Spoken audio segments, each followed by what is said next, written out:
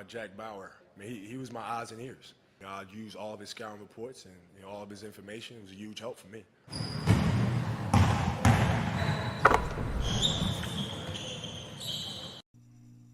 Welcome, everybody. I'm going to do a 12-clip breakdown of Luka's 96-93 victory against the LA Clippers in LA on Game 2 of the Western Conference quarterfinals. Let's get into it.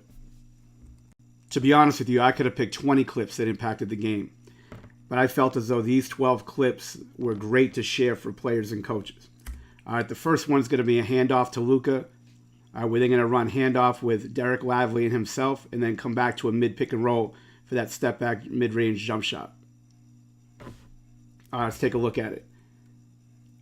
I think to really impact winning, besides being on the ball, running things like this where he's off the ball to start, really it just makes him that much tougher to guard. And then he's always on the move.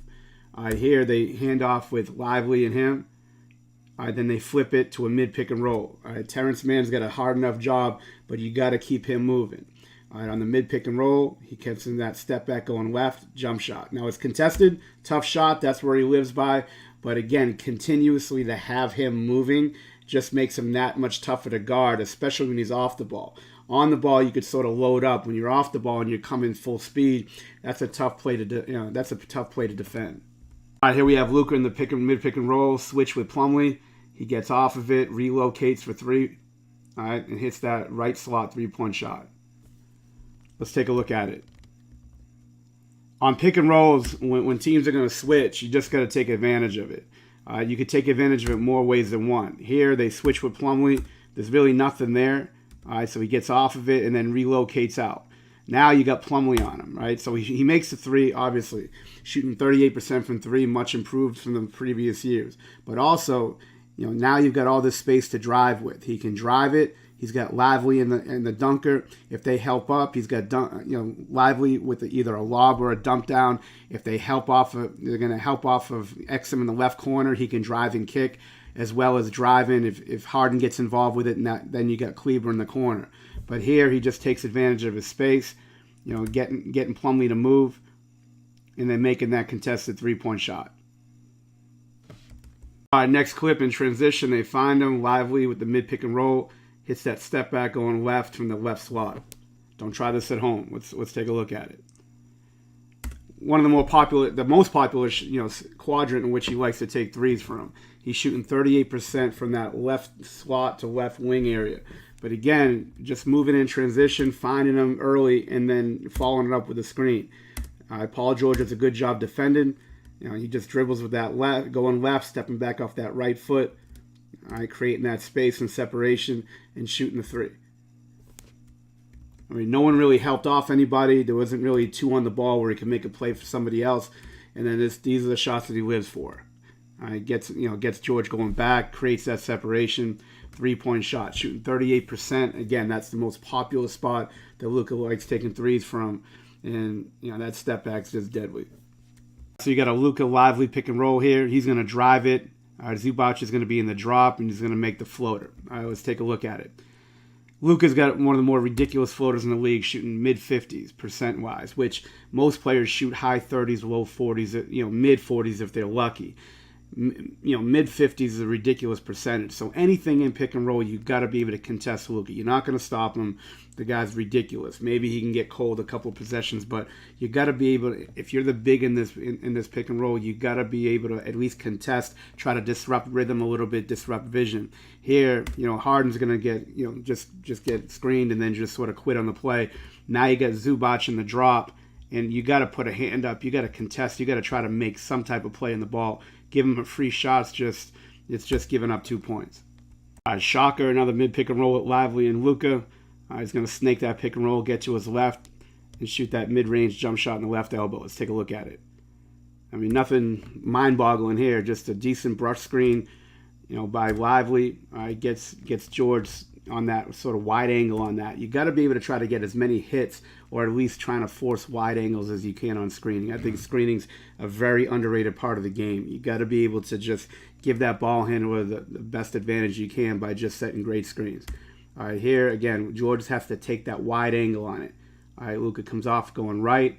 Lively's going to roll it, All right, everybody's sort of staying home, so there's really nobody else to go with here. You could hit Lively on the short roll, but what he does is he allows Lively to just get a little bit more on that roll, gets to his left hand.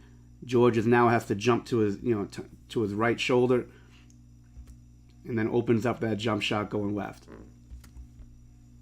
Let's take a look at some passing now.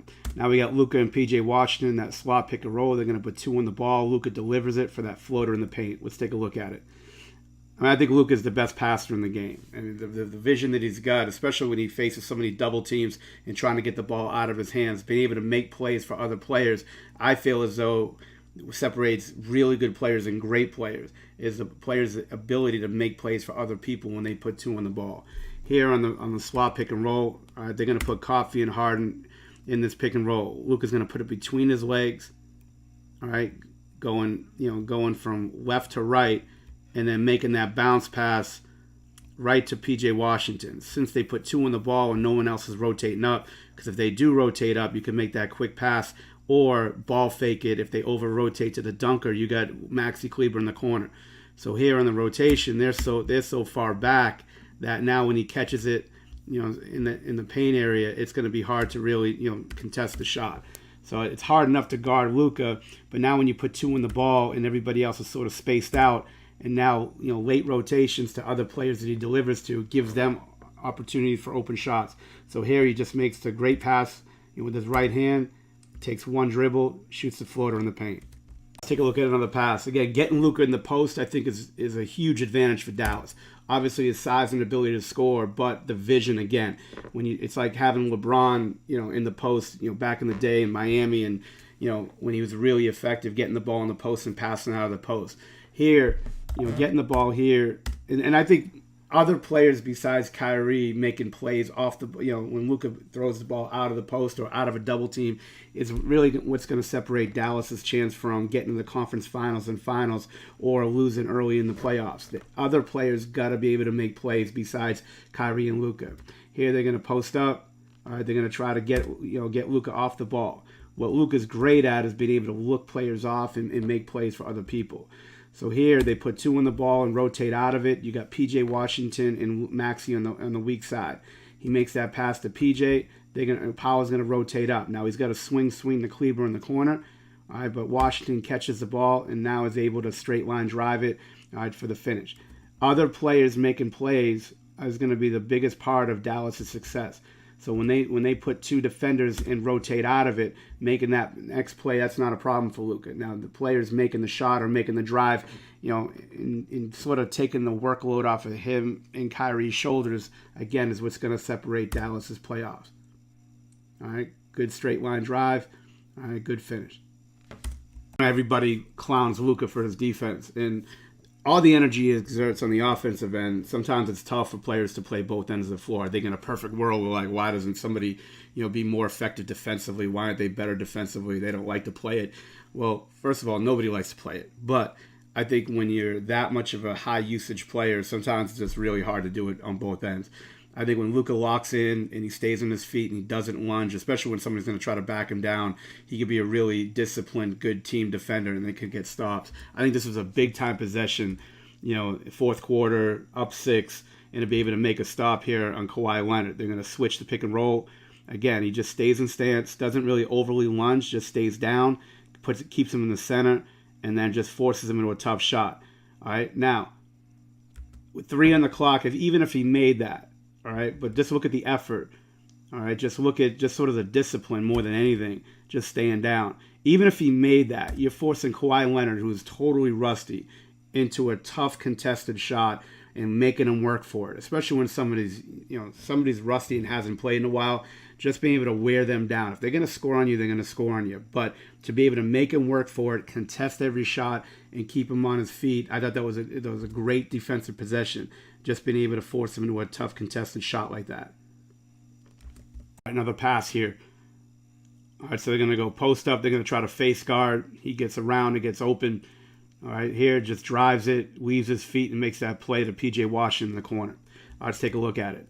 I know forever coaches are saying don't leave your don't never leave your feet to make a pass. I don't agree with that at all. I think if you don't I think if you leave your feet and then try to find a pass, that could be tough. But when you see, plays 2 plays ahead or 3 plays ahead, and you could already make that read, leaving your feet just to get the defender up is fine. As long as you're not unsure yourself and then leaving your feet, that's a different story. Here, it's sort of the play. He gets a step on Westbrook as he drives. They're gonna have to rotate to him. All right, someone's gonna have to stop the ball. They ball watch. Again, off the ball defenders are usually really bad at all levels. All right, they're keeping their eyes off the offensive players. They're gonna try to surround Luka. Luka's gonna leave his feet. Look at the basket first, which looks off the defense, because the defense now is expecting shot. He looks at the rim first, gets those guys up to commit, and then makes that play right to P.J. Washington for the corner 3. Look, P.J. Washington missed a lot of early shots, but he really got cooking late in the game, and I thought it was a big part of their success in Game 2. But again, being able to play off of that defense when that defense surrounds you instead of forcing a shot. But I thought the eye fake, all right, being able to look at the rim first is what really set this whole thing up. Everybody's surrounding him. Everyone's worried about shot. They're not worried about pass. All right, he leaves his feet, looks at the rim, and then looks at PJ, corner 3. Great play. No, it's not snowing in hell. I'm actually going to show 2 highlight clips in the same game with Luka on the defensive end. And this is a very underrated defensive possession. They're up 8, fourth quarter, 4.5 minutes to go. And I feel as though that staying on your feet as a perimeter defender really puts you in the best possible position.